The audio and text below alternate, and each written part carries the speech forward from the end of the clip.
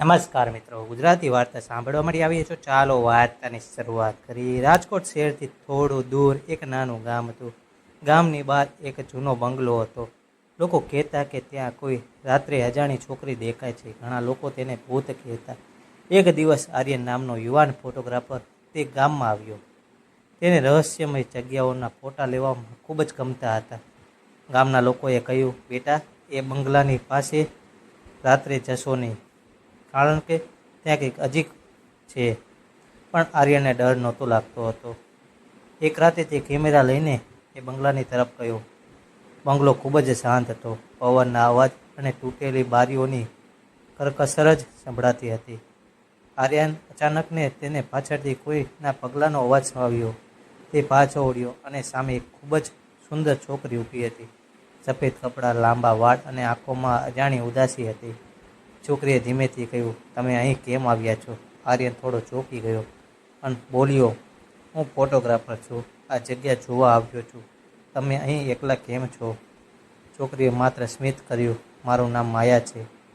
એ રાત્રે બંને લાંબા સમય સુધી વાત કરતા રહ્યા હતા. ધીમે ધીમે આર્યનને માયા ગમવા લાગી.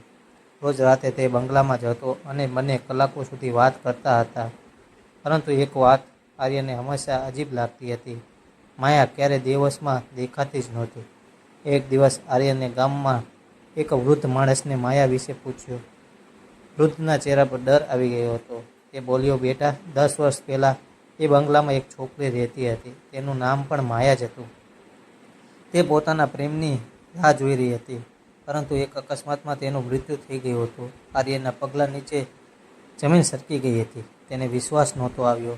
એ રાત્રે તે ફરી બંગલામાં ગયો. માયા ત્યાં ઊભી હતી, પણ આજે તેની આંખોમાં આંસુ હતા. માયા ધીમેથી બોલી, હા આર્યન, હું જીવતી નથી. હું ફક્ત એક આત્મા છું.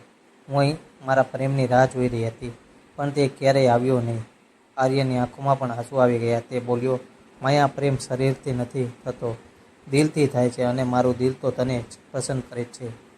એ સાંભળીને માયા સ્મિત કરી. આકાશમાં અચાનક વીજળી ચમકી અને પવન ધીરે થઈ ગયો. માયા ધીમે ધીમે હવામાં ઓગળી ગઈ. જતાં પહેલાં તે માત્ર એટલું જ બોલ્યું, આર્યન, તારો પ્રેમ મને મુક્તિ આપી ગયો. બીજે દિવસે લોકોએ જોયું કે જૂના બંગલામાંથી અજાણી શાંતિ આવી રહી હતી. અને ત્યાર પછી માયા ક્યારેય ફરી દેખાઈ નહીં. પરંતુ ક્યારેક વરસાદી રાતે આર્યનને એવું લાગતું કે કોઈ ધીમેથી તેના નામે બોલાવે છે.